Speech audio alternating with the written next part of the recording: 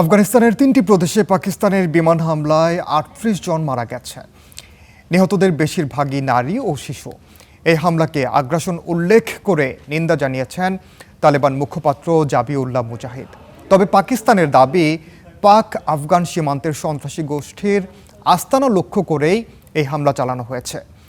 পাকিস্তানের তথ্যমন্ত্রীর দাবি, এই সন্ত্রাসীরা করাচিতে হামলার জন্য দায়ী। প্রতিবেশী পাকিস্তানের বিমান হামলায় ভবনটি যুদ্ধবিধ্বস্ত গাজার রূপ পেয়েছে। এটি আফগানিস্তানের পূর্বাঞ্চল। শুধু এখানেই নয়, আফগানিস্তানের ৩টি প্রদেশে একযোগে বিমান হামলা চালায় পাকিস্তান। আফগান সরকার জানিয়েছে, এসব হামলায় ৩৮ জন মারা গেছে, আহত ১৬৩ জন।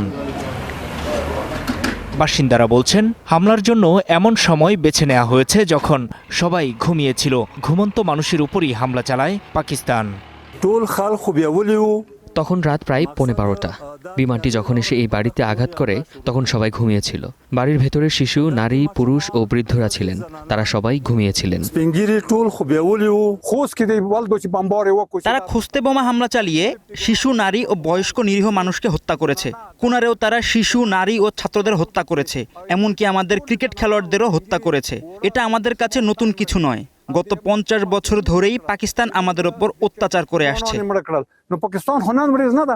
অবশ্য পাকিস্তানের দাবি, হামলার লক্ষ্যবস্তু ছিল পাক আফগান সীমান্তের সন্ত্রাসী গোষ্ঠীর আস্তানা। দেশটির তথ্যমন্ত্রী আতাউল্লাহ তারার জানান, বিমান ও স্থল হামলায় ২৯ জঙ্গিকে হত্যা করা হয়েছে, ধ্বংস করা হয়েছে বিপুল গোলাবারুদ।